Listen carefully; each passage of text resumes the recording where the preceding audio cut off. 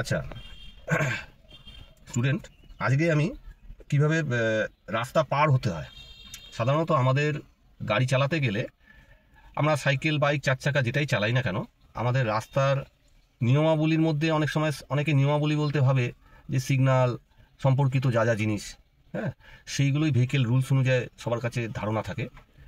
অবশ্যই সেটা গাড়ি চালাতে গেলে সেই ভেহিকেল রুলসগুলো জানতে হবে। এছাড়াও মেন যেটা আমি মনে করি, যেটা জানতে গেলে তাকে একটু এটা নিয়ে চর্চা করতে হবে। চর্চা বলতে এই যে রাস্তায় চলতে গেলে আমার রাস্তা আমি কিভাবে পার করব, পার হওয়ার সময় আমার পজিশনটা, পার্কিং পজিশনটা আমি কিভাবে দাঁড়াবো। তো এই জিনিসটা অনেকের মধ্যে ধারণা নেই। যেমন সাইকেল বলো, বাইক বলো, চার চাকা বলো, অনেকে ভুলভাল দাঁড়ায়। এর ফলে কি হয়, অ্যাক্সিডেন্ট হতে পারে। এর ফলে কি হয়, রাস্তা জ্যাম জট হতে পারে। তো এইগুলোর একটা ছোট্ট ধারণা আমি ভিডিওতে দিতে চলেছি। এবার ধারণাটা কি, এটা আমি একটা জাস্ট আমার একটা রাস্তার মতো করা আছে, তো সেই জিনিসটাতে আমি টয়েস দিয়ে জিনিসটাকে বোঝাবার চেষ্টা করছি, যেটা লোকের সুবিধা হবে। অ্যাকচুয়াল আমাদের রাস্তায় 3টে ট্র্যাক থাকে। এই যে ট্র্যাকটা আছে, এইখান থেকে আমি ট্র্যাকটা বোঝাচ্ছি। এটাকে বলছি লেফট ট্র্যাক, এটাকে বলছি মিডিল ট্র্যাক, এটাকে বলছি রাইট ট্র্যাক। এই ট্র্যাক কিন্তু অনেকের ধারণা নেই যে রাস্তায় এবার এটা কোন রাস্তায় ট্র্যাকগুলো থাকে, মানে এই কোন রাস্তায় আপনি ট্র্যাকগুলোকে ভেবে আপনি গাড়ি চালাবেন। সাধারণত রাস্তা দু রকমের হয়, একটাকে বলছি ওয়ান ওয়ে, একটাকে বলছি টু ওয়ে।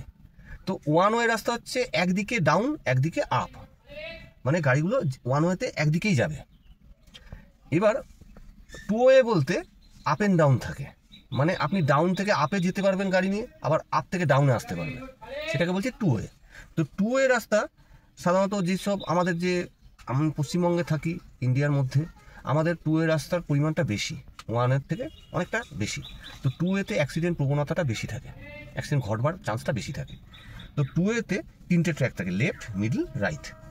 এবার ব্যাপারটা হচ্ছে, তাহলে আমি গাড়ি চালাবো কোন ট্র্যাকে, এটা কোশ্চেন আসতেই পারে। তো রাস্তা দু রকমের হয়।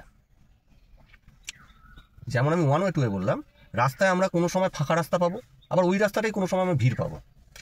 তো আমি যে ট্র্যাকটা বলছি লেফট, মিডল, রাইট, এই ট্র্যাকটা আমাকে রাস্তা সোজা রাস্তায় এটা ধরতে হবে। আবার টার্নের সময় এই 3টে ট্র্যাকই থাকে যে কোনো টার্নিংয়ে। তো আমি সোজা রাস্তার ট্র্যাকটা ঠিকঠাক চালাতে পারলে আমি টার্নিংয়ের সময় ঠিকঠাক ট্র্যাক মেনটেন করে আমি ঘুরতে পারবো। আর এইখানেই অনেক মানুষের দুর্বলতা, যেটা সাইকেলেও সে জানে না, সাইকেল সে চালায় ভুলভাল ট্র্যাক মেনটেন করে চালায়। আবার অনেক সময় যারা পাকা সাইকেল চালাচ্ছে বা বাইক চালাচ্ছে, তারা জানে না, অজান্তে তারা ঠিক চালাচ্ছে। যেমন ধরুন আমি বোঝাচ্ছি, আমরা যখন ফাঁকা রাস্তা দিয়ে কোনো সাইকেল চালাই, এই ফাঁকা রাস্তা, এই সাইকেল যখন আমি চালাই, আমি এটাকে সাইকেল হিসাবে জাস্ট দেখাচ্ছি। আমার কাছে সাইকেল নেই বলে আমি জাস্ট এটা সাইকেলের হিসাবে বিকল্প দেখাচ্ছি, এবার পরিবর্তে দেখাচ্ছি। এবার ব্যাপারটা হচ্ছে, আমি যখন সাইকেল নিয়ে যাবো তখন আমি এরমভাবে যাবো ফাঁকা রাস্তায়, তার মানে এবার, বা বাইক নিয়ে যাব এইভাবে যাব। এবার যদি চার চাকা নিয়ে যাই আমি এইভাবেই যাব। তো তাহলে আমি তো মিডিল ট্র্যাকটা ইউজ করছি। তো মিডিল ট্র্যাকটা হচ্ছে আমাদের মেন ট্র্যাক। আমরা গাড়ি বা সাইকেল বা চাকা জাতীয় যে কোনো জিনিস বাহন চালাবার সময় আমাদের মেন ট্র্যাক হচ্ছে মিডল। তাহলে আমি লেফট ট্র্যাকটা আমি কখন নেব?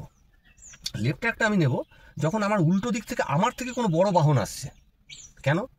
বড় বাহনের আলাদা একটু বেশি স্পেস লাগবে, তার জন্য আমাকে লেফটে সরে যেতে হবে। সাপোজ আমি ধরলাম এই একটা ছোট গাড়ি আসছে, এই একটা বড় গাড়ি সুমো যাচ্ছে, এটা 5 সিটার, এটা 10 সিটার বা 8 সিটার। তো এবার এই গাড়িটা বড়, এই ছোট, এও মিডিল দিয়ে আসছে, এও মিডিল দিয়ে আসছে। এবার সাধারণত তাহলে এর জায়গাটা বেশি লাগবে। এ হয়তো হালকা সরলো, কিন্তু একে আগে সরতে হবে, একে আগে সরে এইভাবে ক্রসিং করতে হবে। যেই ক্রসিং হয়ে গেল তখন এই আস্তে আস্তে মিডিল ট্র্যাক ধরবে, ঠিক আছে? তো এবার এটা কেন সরবো বলতে, যদি আমাদের কোনো কারণে ক্ল্যাশ হয়, যদি কেউ ইগো নিয়ে চালায়, এর ড্রাইভার ইগো নিয়ে চালাচ্ছে, এ ইগো নিয়ে চালাচ্ছে যে আমি কেন সরবো, তাহলে ক্ষতিগ্রস্তটা বেশি হবে কিন্তু এই ছোটো গাড়ি। তো সেই জন্য তাকে আমাকে সরতে হবে। যেমন আমরা একটা বড় গাড়ি যদি চার চাকা আসে, আমি সাইকেল বাইক চালাচ্ছি, আমি কিন্তু বাঁদিকে সরে যাব, ঠিক আছে? তো এই জায়গাটাকে আমাকে সব বাহনের ক্ষেত্রে মেনটেন করতে হবে, এবার যেটা হচ্ছে, তাহলে আমি সরলাম তাহলে লেফট ট্র্যাকে, আমি লেফট ট্র্যাক আমার থেকে কোনো বড় বাহন আসলে সরতে হবে। তাহলে রাইট ট্র্যাক আমি কখন নেবো? রাইট ট্র্যাক হচ্ছে অনলি ফর ওভারটেক। রাইট ট্র্যাকটা হচ্ছে আমার নেগেটিভ ট্র্যাক, মানে ওটা আমার যাওয়া নিষেধ। ওই ট্র্যাকটা আমি তখনই ঢুকবো যখন এই ট্র্যাকটা আমি পুরো ক্লিয়ার পাবো, ওই ট্র্যাকটায় ঢুকে আমি তখন ওভারটেক করবো। যেমন ধরুন আমি দেখাচ্ছি, এই গাড়িটা ওভারটেক করবে। তো ওভারটেক করতে গেলে কীভাবে করতে হবে আমি পরের ভিডিওতে আসছি। তো এবার এটাকে কী করতে হবে, এইটাকে ওভারটেক করতে গেলে এ যদি ওভারটেক করে এই গাড়িটাকে, তখন একে দূর থেকে সরতে হবে, রাইট ট্র্যাক নিতে হবে। যদি এ কাছ থেকে সরে তাহলে কিন্তু অ্যাক্সিডেন্ট হতে পারে। এখান থেকে একটা গাড়ি আসছে, সে এর ট্র্যাকে ঢুকছে, এই যদি এরকম কাছ থেকে সরতে যায় তাহলে কিন্তু এই গাড়িটার ড্রাইভার এই গাড়িটাকে পুরো, এই গাড়িটা থাকার ফলে পুরো দেখতে পাচ্ছে না যে উল্টো দিক থেকে কোনো গাড়ি আসছে কি আসছে না, দেখতে পাচ্ছে না কাছে থাকার ফলে। এবার যদি দূরে থাকে তাহলে কি হবে, দূর থেকে যদি সরে একটু সরলেই ও কিন্তু ওর কাছে পুরো দৃশ্যমান হচ্ছে যে আমি পুরো দেখতে পাচ্ছি গাড়িটা। এবার দূর থেকে যেই সরলো, এবার সে দেখতে পেলো যে গাড়িটা আসছে, তখন এ কী করবে, এই যে যখন দেখলো যে না আমি তো একে ওভারটেক করতে পারবো না, এর উপায় থাকবে তখন এ স্লো করে এর পেছনে চলে আসতে পারবে। একে তখন অ্যালাউ করতে হবে, কেন এর ট্র্যাকে এ ঢুকে গেছে, এই সুমোটা ঢুকে গেছে, তখন একে অ্যালাউ করতে হবে, তখন এ বেরিয়ে যাবে।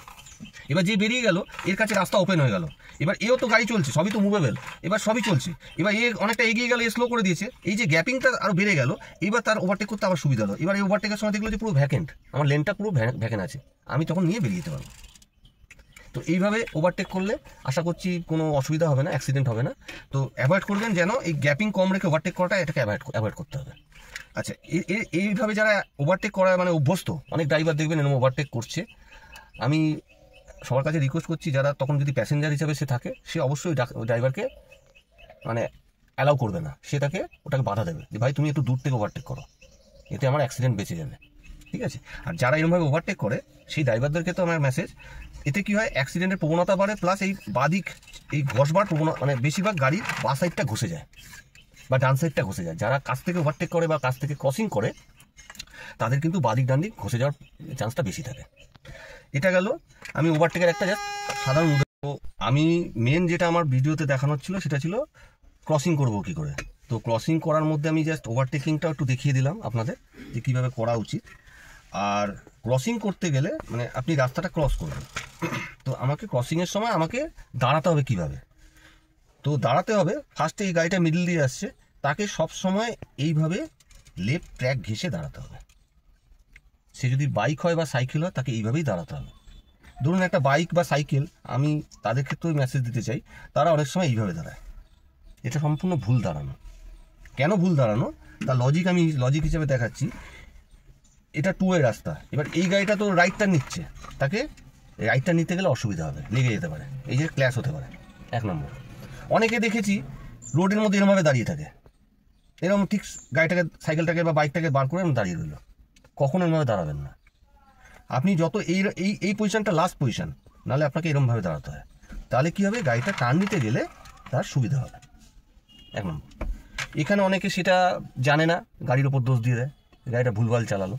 অ্যাকচুয়াল তার টার্ন নিতে যতটা স্পেস লাগবে তাকে তো সেই স্পেসটা দিতে হবে। এবার সেই স্পেসটা যারা সাইকেল তারা তো আর 4 চাকা চালায় না, তাদের সেই অভিজ্ঞতা নেই, কিন্তু তার এইটুকুন অভিজ্ঞতা থাকা উচিত যে আমাকে কোথায় দাঁড়াতে হবে, তার দাঁড়ানো উচিত এরম জায়গায়।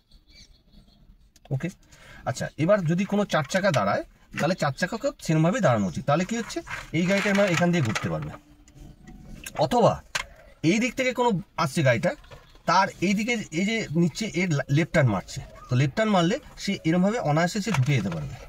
যদি এবার এই গাড়িটা এরকম দাঁড়িয়ে থাকে তাহলে কিন্তু এও ঢুকতে পারছে না, আবার এও ঢুকতে পারছে না, এর ফলে রাস্তা জ্যামজট হয়ে যাবে। আচ্ছা, তাহলে আমার ল্যান্ডিং পজিশনটা এরকম থাকবে, পার্কিং পজিশনটা এরকম থাকবে, আমি এখানে পার্ক করে দাঁড়ালাম, সে এখানে যদি সিগন্যাল থাকে বা সিগন্যাল না থাকে, পাড়ার মধ্যে আমি চালাচ্ছি, তাকে আমাকে এরমভাবে দাঁড়াতে হবে।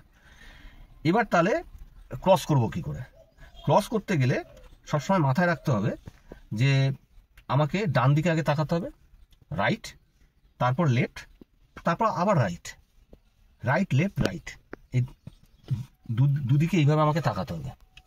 এবার আপনাদের মধ্যে এই কোশ্চেনটা অ্যারাইজ করতেই পারে যে আমি কেন রাইটে দুবার তাকাবো, লেফটে একবার তাকাচ্ছি, রাইটে কেন দুবার তাকাবো।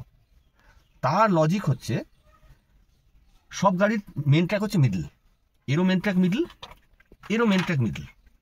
এবার ব্যাপারটা হচ্ছে সাবস্টিটিউট ট্র্যাক কি, সাবস্টিটিউট ট্র্যাক হচ্ছে লেফট, লেফট ট্র্যাকটা হচ্ছে তার, এই গাড়ির সাবস্টিটিউট হচ্ছে লেফট, অর্থাৎ এরকম, আবার এই গাড়ির হচ্ছে লেফট সাবস্টিটিউট। এবার সাবস্টিটিউট কেন বলছি, এটাও আপনাদের কোশ্চেন আসতে পারে। সাবস্টিটিউট বলছি কোনো কারণে যদি আপনি গাড়িটাকে স্লোলি চালাতে চান, বা গাড়ির কোনো প্রবলেম হয়েছে, সে পাংচার হয়ে গেছে, আপনি সামান্য পাম্প আছে, বা আপনি কোনো কিছু একটা এরিয়া দেখতে দেখতে যাচ্ছেন, তো আপনাকে স্লো করে যেতে হবে। তো যখনই আপনার স্লো পজিশন আসছে গাড়ির, তখন আপনার সবসময় লেফট ট্র্যাক নিয়ে আস্তে আস্তে যাওয়া উচিত। অর্থাৎ আমাদের যদি কোনো আমরা সাইকেল চালাই বা বাইক চালাচ্ছি, সাইকেলে যদি কোনো কারণে চেন পড়ে যায়, আমি কি মাঝ রাস্তা দিয়ে তখন হাঁটি হাঁটি নিয়ে যাব? আমি তখন কিন্তু সাইড লেন ধরবো। আবার বাইকে যদি কোনো কারণে তেল শেষ হয়ে গেল বা পাংচার হয়ে গেল, সেই বাইকগুলোও কিন্তু মাঝখান দিয়ে হাঁটিয়ে নিয়ে যাবে না, সে তখন সাইড ধরে সে হেঁটে যাবে, লেফট ট্র্যাক ধরে। তার জন্য আমি এটাকে সাবস্টিটিউট ট্র্যাক বলছি। তো এবার তো সাবস্টিটিউট ট্র্যাক এর লেফট, তাহলে এবার আমি রাইটে কেন তাকাবো দুবার? রাইটে তাকাবো, একটা কথা জানবেন, আপনারা সাইকেল বাইক যখন চালান, হঠাৎ যদি কেউ সামনে চলে আসে, তাহলে আপনি অজান্তেই এটা করেন, এটা দেখবেন আপনার হ্যান্ডেল বাঁদিকে বেঁকে যায়। একটা 4 চাকায় যদি কোনো কারণে ব্রেক ফেল করে, বেশিরভাগ ক্ষেত্রে সে বাঁদিকেই ধাক্কাটা মারে। এটা একটা মেন্টাল প্রিপারেশন বলতে পারেন। তো সেই জন্য অনেক সময় কি হয়, এই গাড়ির সামনে যদি হট করে অজান্তে এই গাড়ির সুমোর গাড়ির ড্রাইভার সে বাঁদিক তাকিয়ে সে উঠে পড়লো, বাইচান্স উঠে পড়লো। তো এবার দেখা যাচ্ছে, এবার এই গাড়িটার সামনে যেই চলে এলো, তাহলে এই গাড়িটা কি করবে, অটোমেটিক্যালি সে বাঁদিকে স্টিয়ারিং কাটাবে। তো বাঁদিকে স্টিয়ারিং কাটালে কি হবে, গাড়িটাকে পেটে গিয়ে মারবে। এই পয়সানো যদি কাটায়, এ কিন্তু একে মারছে, মারাটা অবশ্য একদম অনিবার্য, মারবেই। তো সেই জায়গায় দাঁড়িয়ে তো এই অ্যাক্সিডেন্টটা মেজর অ্যাক্সিডেন্ট হচ্ছে। আবার এর সামনে যদি কোনো কারণে এই গাড়িটা ডান দিকে তাকিয়ে হট করে উঠে পড়লো, এ আসছে, এই গাড়িটা এরম আছে, এ হট করে অজান্তে ডান দিকে তাকিয়ে এই গাড়িটা উঠে পড়লো, তাহলে এর সামনে চলে গেছে, তাহলে এ কিভাবে মারবে, এ বাঁদিকে স্টিয়ারিং কাটাবে। তো বাঁদিকে যখনই স্টিয়ারিং কাটালো, হয় এই জায়গাটায় মারছে, ক্ল্যাশটা হবে এইভাবে, ক্ল্যাশটা হবে, না হলে ও কেটে বেরিয়ে যাবে। এ কিন্তু একে বাঁচাতে পারবে কোনো কারণে, কিন্তু এই গাড়িটা একে বাঁচাতে পারবে না। তো এই হচ্ছে আমার লজিক। তো এই জন্য সবসময় ডান দিক দুবার তাকাতে হয়, রাইট লেফট রাইট। তো এইভাবে আপনারা, আশা করছি আমার ভিডিওটা ভালো লাগবে। তো এইভাবে আপনারা পার হবেন, সে সাইকেল বলুন, বাইক বলুন, এমনকি যারা হেঁটেও পার হয়, তারা এই ফর্মুলা মানে মেনটেন করে যদি পার হয়, আশা করছি অ্যাক্সিডেন্ট হবে না।